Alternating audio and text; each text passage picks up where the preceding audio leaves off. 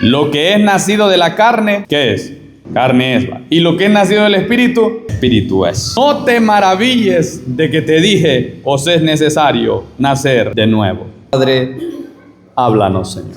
Háblanos, Espíritu Santo, en este día. Oramos, Señor, para que hoy sea tu presencia bendiciendo a los hermanos, llenándolos, Señor, de todo conocimiento y bendición. Y en este día cada uno pueda recibir la palabra implantada. En el poderoso nombre de Cristo Jesús, ayúdanos. Amén. Pueden sentarse, mis hermanos. Pueden sentarse. Los niños, en silencio ahorita porque estamos enseñando. Pues juegan, ahorita vamos a enseñar. El nuevo nacimiento, hermanos, es una de las enseñanzas más importantes del cristianismo. Hay que ser sincero. Les voy a hacer una pregunta, hermanos. Espero que sean sinceros conmigo.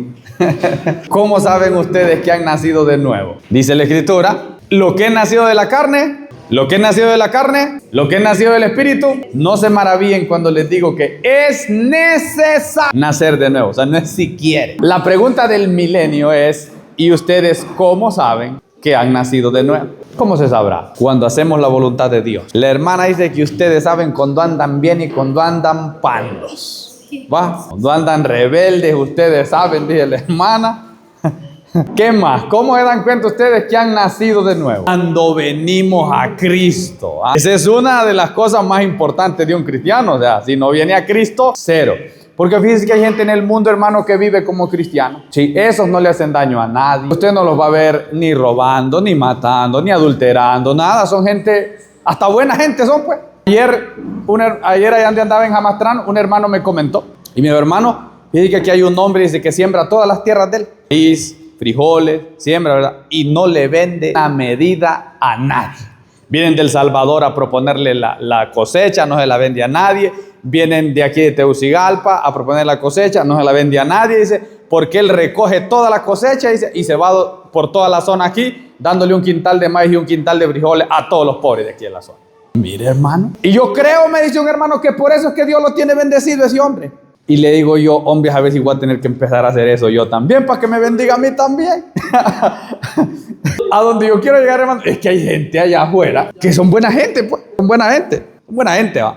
Pero uno de las principales leyes del cristianismo es, si no tiene a Cristo, no tiene nada. Cristo es lo principal para un creyente, para saber si nació de nuevo. Primero, ¿cuánto ama al Señor? ¿Realmente cree que Cristo murió y resucitó de entre los muertos? ¿Realmente cree que su sangre lo perdona de todos los pecados? Esas son cosas importantes, de ver la fe que hay en el corazón de la persona. Eso es importante.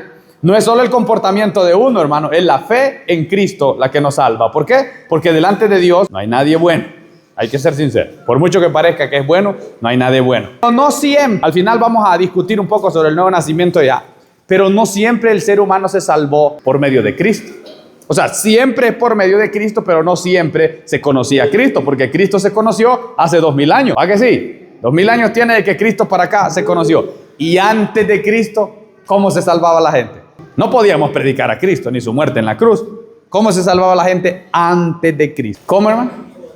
Por obras, Hubo una dispensación que le llamamos la dispensación de la ley de Moisés, que era por obras. El que haga estas cosas vivirá por ellas. Esa era por obras la salvación. Usted tenía que someterse a la voluntad de Dios en cuanto a todos los mandamientos de la ley. Si no guardaba el sábado, ¿qué había que hacer con usted? Si no guardaban el sábado, ¿qué había que hacer con ustedes? Había un hombre que andaba en el tiempo de Moisés, andaba un hombre que era sábado, hermano, y lo hayan recogiendo leña para el fuego. ¿Qué cree que le hicieron a este hombre? Lo apedrearon. La hermana ha leído la ley de Moisés. Apedrearon. Porque en ese tiempo era, el que haga estas cosas vivirá por ellas. Había que matar corderos, había que traer primicias, había que sacrificar 2 palominos o 2 palomitas así pequeñas, si usted no tenía cómo sacrificar un animal de ganado, ¿verdad? Y era para la salvación del alma de la gente, ¿verdad? De esa manera, mataba usted un animal para que no lo mataran a usted, mire, mataba usted un animal para que no lo mataran a usted. Y lo mismo el sacerdote también.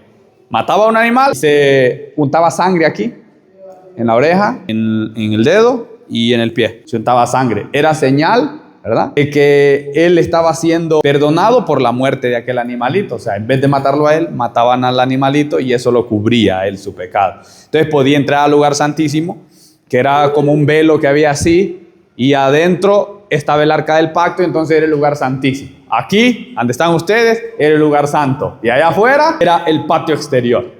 Entonces, había gente que estaba afuera, gente que podía entrar al lugar santo, y solo el sumo sacerdote podía entrar al lugar santísimo después de haber hecho el sacrificio anual. Solo una vez al año podía entrar. Mire. Entonces la ley imperfecta para llegar a Dios. ¿Por qué? Porque el ser humano siempre la quebrantaba el ser humano. Por eso dice que la ley dejó a todo el mundo bajo pecado. Y dice, por cuanto todos pecaron, ¿cómo están? Destituidos de la gloria de Dios. Pero antes de la ley, mire que vamos, en vez de ir de atrás para adelante, vamos de adelante para atrás. Empezamos de Jesucristo, después con la ley. Antes de la ley, ¿cómo se salvaba la gente? Creemos que vino a morir por nosotros. Y antes de Cristo fue Moisés. Creían en lo que Moisés. Creían en la ley de Moisés, lo que Moisés les decía, y de esa manera se salvaban. Y antes de Moisés, sí, eso también tiene razón, pero antes de Moisés nació otro personaje, el que Dios le dio una manera de salvarse a él y a su pueblo. ¿Quién era ese personaje? Antes de Moisés hubo un personaje. Es uno de los más grandes personajes de la historia. Hay como 4 religiones a nivel mundial que lo consideran su padre. ¿Quién es ese personaje? Abraham. Fue después de Noé. Fue después de Noé. Abraham. Recuerden que cuando Noé no quedó nadie en la tierra, solo Noé. Entonces después nacimos todos nosotros aquí, pero somos tan bonitos, ¿no? Somos hijos de Noé. Pero el caso es que a Abraham, ¿cómo le dijo el Señor que podía salvarse? Le dio un pacto para que se salvara. ¿Cuál fue? Por la fe, sí, pero también por una obra. ¿Cuál fue la obra? Sí. Pero hay otra cosita que hace falta, que todo el que quería salvarse tenía que hacerla. Ya un mandato de Dios específicamente para Abraham. Abraham se salvó por fe porque era obediente. Oía algo de Dios y lo hacía. Por fe, ¿verdad? Y entonces hubo un mandato que Dios le dio, además de matar a su hijo, le dio otro mandato el Señor y le dijo, todo el que haga esto, le hizo, va a ser parte de tu pueblo. Que el pueblo de Israel también lo practicaba, porque que ellos querían unirse al pueblo de Abraham. ¿Qué era? El que no tenía esa señal no se salvaba. La circuncisión, hermano Hilario, tiene toda la razón. Los 8 días, hermano, había que circuncidar a todo hijo varón y esa era la señal del pacto. El Señor decía, todo el que tenga la señal del pacto es de tu pueblo, Abraham, le decía, y va a ser salvo. Y circuncidarás a tus hijos, a tus esclavos, a tus trabajadores, a todo el mundo había que circuncidar que pertenecían al pueblo de Abraham. En total, un poco más de 300 personas por ahí se unieron al pueblo de Abraham y de ahí esa cultura fue creciendo. Incluso la señal del pacto de Abraham siguió en la ley de Moisés, ¿verdad? Circuncidar a todo varón. Era súper importante. Entonces, ya de Abraham para acá, se salvaban por fe y por obediencia. O sea, por fe y obediencia al mandato de Dios. Pero ¿y antes de Abraham? ¿Cómo se salvaban? No, la circuncisión fue de Abraham para acá. De Abraham para acá, pero antes de Abraham que no había ni circuncisión, ni ley de Moisés, ni Cristo había muerto. ¿Cómo se salvaba la gente? Tráiganmele una así, siervo. Siéntese allá, siervo. Ahí ve, con el hermano, con el hermano Oscar. Sí, hombre. Pásenmele unción allá al hermano Oscar. ¿Cómo creen ustedes que se salvaba la gente antes de la ley y antes de Abraham? Esa se la voy a decir yo porque tal vez no la van a decir ustedes, ¿verdad? Pero se salvaba construyendo el arca, no. ¿Verdad? Se salvaban por medio de la conciencia. O sea, la conciencia les dictaba qué era lo que tenían que hacer o qué era lo que no tenían que hacer. Mire. Pero antes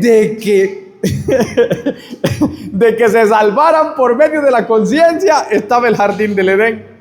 Adán y Eva. Y ellos no necesitaban un camino para salvarse, porque ellos ya estaban salvos. Pero como, vamos a empezar ahora de atrás para adelante de nuevo. Como Adán y Eva decidieron desobedecer cuando ya estaban salvados, entonces fue necesario que empezaran a haber caminos para que la gente llegara al Señor.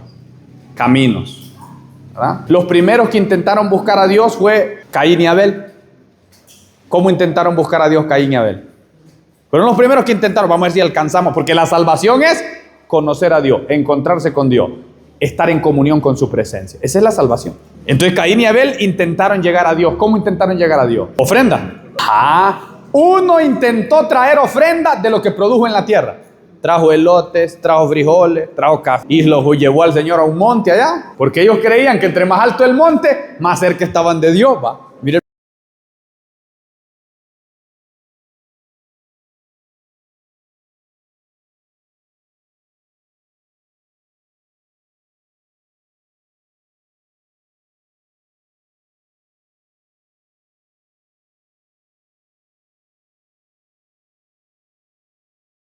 El pensamiento que tenían ellos en ese tiempo, como Dios está en el cielo, hay que llevar la ofrenda al monte más alto. Y lo llevaban allá y lo ofrecían. Señor, esto es tuyo, aquí lo traen porque queremos acercarnos a vos. Queremos acercarnos a usted, Señor.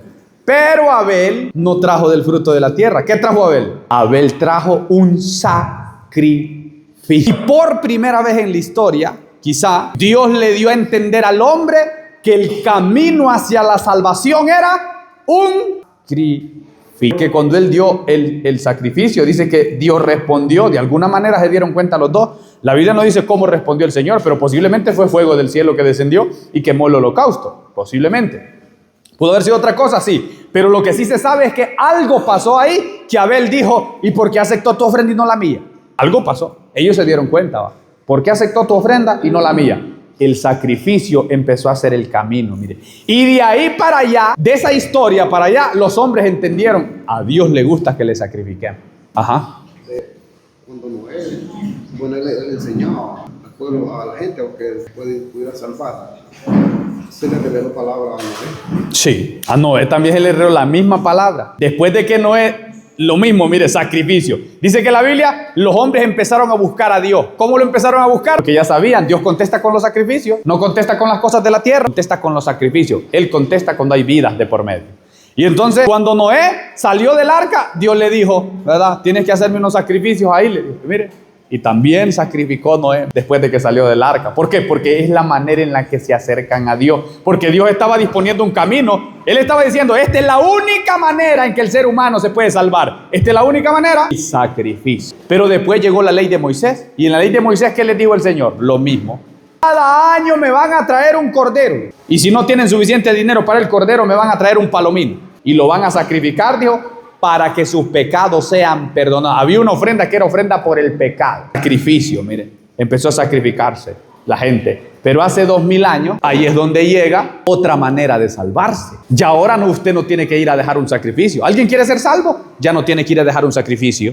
Ahora, ¿qué es lo que tiene que hacer una persona que quiere ser salva? Dice que Cristo es nuestro sacrificio. Y el que tiene a Cristo, ya sus pecados han sido perdonados en su totalidad. No tiene pecado el que está en Cristo. Pero tiene que, entonces ahora viene, la salvación viene desde atrás, mire así ve.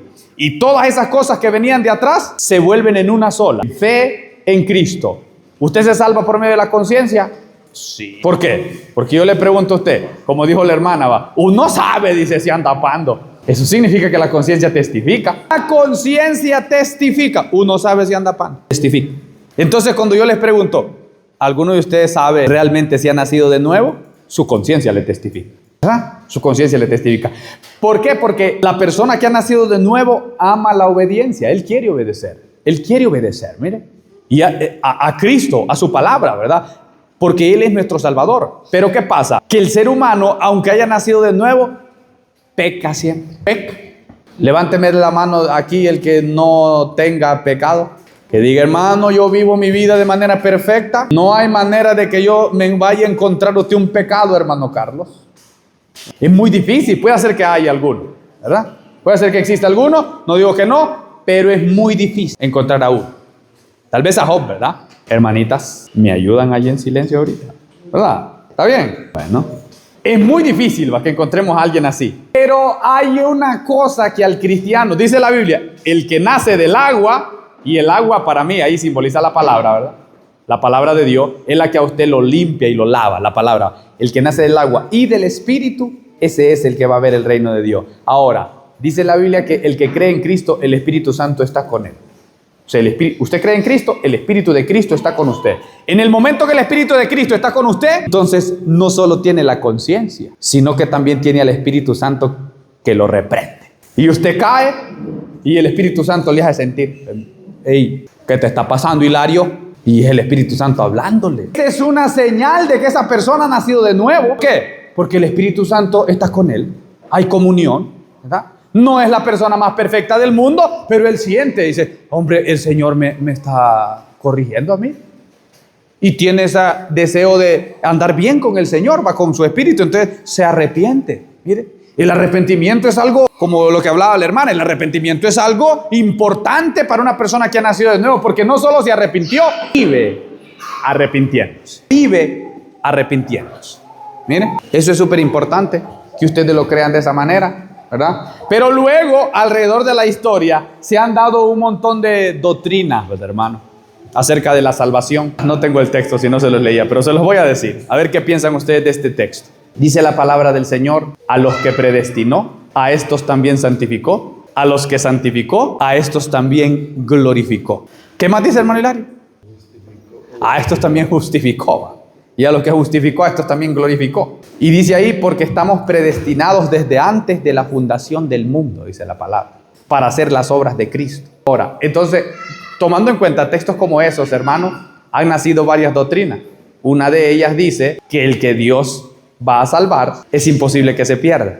¿Qué piensan ustedes? Si Dios ya los predestinó. Y la predestinación, porque la palabra dice predestinó, es que predestina, yo pienso, he oído que la predestinación es que desde que ahí lo predestinó, ahí lo va pasando y pasando hasta que lo salva, va. Sí, ese es el pensamiento calvinista, hermano. Usted acaba de definir el pensamiento calvinista, va. La predestinación desde el punto de vista que Dios está ahí y está atrapándolo, va, y no te va para allá, y veniste para acá, y aquí, y lo mantiene sujeto, va. Ese es el pensamiento calvinista, la predestinación. La gente se salva porque Dios la quiere salvar y ya. Pero el otro pensamiento que hay es el pensamiento que lo conocemos como pensamiento arminiano. ¿Qué es ese pensamiento arminiano? Es el pensamiento que dice: no hay tal cosa como un predestinado, sino que lo que hay es que si usted anda bien, se salva. Y si anda mal, se pierde. Y nosotros nos hemos ido por el pensamiento arminiano. El que anda bien, se salva. El que anda mal, se pierde. ¿Ven el pensamiento de la ley de Moisés? Era ese. El que anda mal, hay que apedrearlo. Y el que anda bien, ese tiene vida. Ese es el pensamiento. Miren, ¿lo salvamos por medio de la conciencia? Sí, la conciencia nos testifica. El Espíritu Santo también. La obediencia testifica de nuestra salvación. Eso es lo que nosotros creemos, ¿verdad? Pero entonces, ¿por qué la predestinación es algo real? Quiero decir, Dios sí tiene predestinados a todos nosotros los que nos vamos a salvar. No si usted, yo sí. Nos tiene predestinados a todos los que nos vamos a salvar, hermano. Pero ¿cuál es en qué tipo de predestinación creo yo? Yo creo en esta predestinación. Dios es omnisciente. ¿Qué significa omnisciente? Que Dios sabe todo. Quiero decir, Dios sabía desde el principio de la fundación del mundo quiénes se iban a salvar y quiénes se van a perder. Entonces, como Él ya sabe, ya están escritos en el libro de la vida. Escribime ya Carlos Murillo, Miguel, le dice. Este hipote se va a portar bien y hasta que muera. Ponémelo ahí. Así es que creo yo en la predestinación. No que Dios está obligándolo a usted y es que te vas a salvar porque yo digo que te salvas. O te vas a perder porque es que no te voy a dar oportunidad de que te salves. No, la Biblia dice: todo el que viene a mí, yo no le echo fuera. Pero de que Dios sabe quiénes se van a salvar y quiénes se van a perder, ese es seguro. Pero no es que los obliga. La hermana Kelly, anótamela ahí, es que no se va a perder aunque quiera porque es que ya decidí que se salva. No creo en ese tipo de predestinación. Yo creo que Él sí sabe quiénes se salvan y sabe quiénes se pierden, pero porque sabe cómo se van a comportar el resto de sus vidas. Entonces, en ese punto sí creo yo que hay predestinación. Dios sabe absolutamente todo, pero no creo en el punto de que Dios dice: no, bórrenme a Chente de ahí. Ese no lo dejo que se salve ya.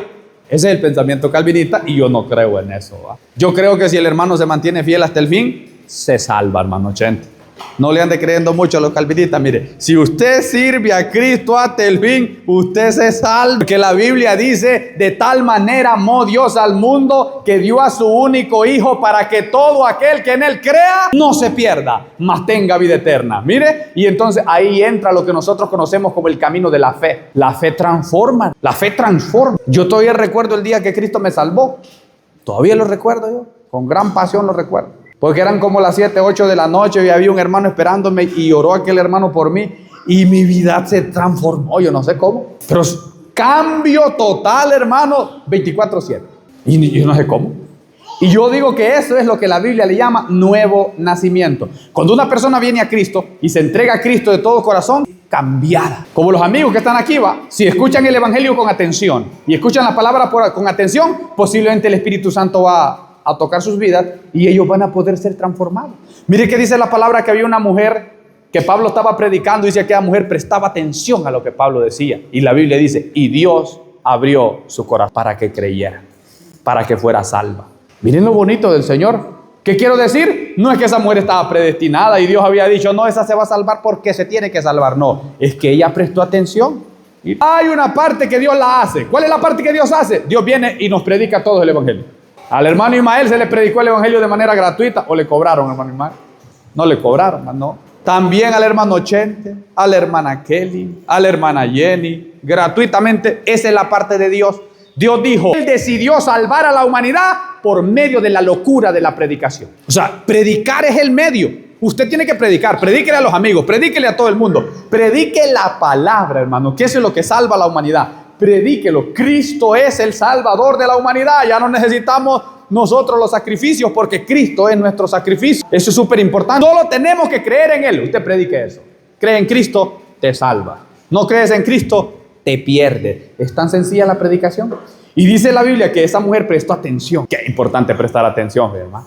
Hay que prestar atención, eso es importante. Prestó atención, dice, y el Espíritu Santo le abrió el corazón para que fuera salvada. Si todo fuera predestinado así de, ese se salva, ese se pierde, ese se salva, ese se pierde, no fuera necesaria la predicación. Pero la predicación es necesaria. ¿Por qué? Porque la decisión la toman ustedes. Esa es la parte del hombre. Y no es una obra que el hombre tome la decisión, no. ¿Qué va a ser obra eso, hermano? Que usted me traiga un regalo así de grande a mí y me diga, Carlos, mira que aquí te traigo este $1,000,000. ¿Qué obra va a ser que yo le diga, lo acepto? Esa no es obra. O lo fue que le dije que aceptaba el $1,000,000 con todo gusto. ¿Quién me lo quiere traer? Entonces, eso solo es que uno acepta. Entonces, Cristo viene y dice, yo les traigo un regalo. La deuda que ustedes tienen no la pueden pagar. Ninguno de ustedes puede pagar esta deuda porque esta deuda solo se paga con vida. Por eso era necesario matar animales. Esta deuda solo se paga con la vida de ustedes mismos y aún así no les alcanzaría. Pero yo la pago por ustedes. Y dijo él, yo vine a morir por los pecados de la humanidad. Mi sangre limpia todo pecado. Y él empezó, hermano, a limpiar los pecados de todo aquel que viene a él y cree en él, hermano. Y eso lo deja libre de esas deudas. Mire que cuando la persona muere, allá está un juez, ¿verdad? Ahí está diciendo, ¿cuánto debe vos? Mira que te debe, aquí aparece que nos debe 1,000,000 en borracheras. ¡Ja, papá! Porque como allá se paga con pecado, hermano. Y ya, ¿y este qué debe? No, este debe 50 millones de adulterio. ¡Ay, papá! Va a ser difícil en ese día, hermano. ¿Y este otro qué debe? No, este lo que debe, ¿qué? Solo en los prostíbulos se llevaba. Debe 10 millones de dólares en fornicación. Ay, Padre mío, va a ser terrible cuando llegue ese día, hermano. ¿Y este otro qué debe? No, este debe 50 millones de dólares en mentiras. ¿Y este otro qué debe? No, ese es imposible. Debe 1,000 millones de dólares en rencor. Y ahí están. ¿Y este otro qué es lo que debo? Este solo debe 100,000 pesos de envidia, pero debe. Es un tema grande. Eso que dijo el hermano, miren, hasta voy a ocupar ese texto para hablarles hoy. Es que así es de grande la deuda que tenemos. ¿Quién es el que puede entrar al monte de Dios? Dice, el limpio de manos. O sea, sus obras nunca fueron injustas. Y puro de corazón, sus pensamientos nunca tuvieron pecado. ¿Entiendes? El que no ha elevado su alma a cosas vanas, o sea, él siempre se preocupó solo por lo espiritual, nunca se preocupó por lo terrenal. ¿Se imagina el nivel de santidad que usted tiene que tener para llegar al cielo? Y el problema es que ninguno de nosotros pasa esa lista. Ninguno de nosotros pasa la cuenta. ¿Quién de ustedes es limpio de mano y puro de corazón? Y nunca ha elevado su alma a cosas vanas. Ninguno pasa la prueba. Entonces, por eso es que es necesario que cuando estén en ese juez ahí pasando la lista de todos los pecados, va, ¿este cuánto tiene? Medio millón de lujuria. Ah, sí. ¿Y este otro qué es lo que tiene? Este otro lo que tiene debe 5 millones de asesinato. Y aquí, el otro, este debe 40 millones de robo. Mire, y enumerando los pecados de la humanidad. ¿Y este otro qué debe? Pues fíjate que aquí aparece que la deuda ya la pagaron. ¿Cómo? ¿Y quién pagó esa deuda? Dice, pues aquí aparece la firma de un tal Cristo Jesús. Pero ese Cristo Jesús es millonario, hermanos, porque ¿cómo es posible que haya pagado tantas deudas? Dio su sangre por usted. Agradezcan ese sacrificio. ¿Por qué? Porque cuando vayan allá, el Señor no va a ver que ustedes ya no son limpios de mano ni puros de corazón. Él va a ver que Cristo pagó por usted. Cristo pagó por usted. Cualquiera de ustedes que cuando muera y le toque ir al cielo y vaya ahí y diga, Cristo pagó por mí, eso va a ser suficiente para entrar al cielo, mi hermano. Démele palmas al Señor Jesucristo, por favor, hermano. Pero démele palmas con ganas, hermano. Porque la palabra del Señor dice que todo aquel que esté en Cristo tiene vida eterna. ¿Por qué? Porque el Señor mira para abajo y ya no los mira a ustedes, hermano. Ahora mira a Cristo que vive en ustedes. Entonces sus pecados desaparecen. ¿Por qué? Porque ya no viven ustedes. ahora Cristo vive en usted. Dice la Biblia que el que viene a Cristo ha muerto al pecado, y ha venido a Cristo. Levánteme la mano los que tienen a Cristo de aquí. Qué deuda tan grande la que les ha pagado mi Señor. Qué deuda tan grande la que les ha pagado mi Señor. Ámenlo, sírvanle, quiéranle. Él es digno de ser alabado, mis hermanos. Porque ni la ley vale la pena para salvarse, ni la conciencia es suficiente para salvarse, porque la misma conciencia a usted lo va a acusar, hermano. Eso es lo peor, ¿sí? Si usted quiere salvarse por su conciencia, como en la antigüedad, la conciencia suya lo va a acusar y le va a decir, si vos sos malo. Si quiere salvarse por medio de la ley, por medio de las obras, van a encontrarle un error. Y si usted quiere salvarse, como cuando estaba en el jardín del Edén, ya no puede porque ya nació con pecado. Entonces solo queda un camino, y el camino que queda es Cristo. Agárrense de Cristo, mis hermanos. Busquen al Señor de todo corazón, no se alejen jamás de su presencia y póngase en pie, que vamos a dar gracias al Señor por la palabra enseñada en este día.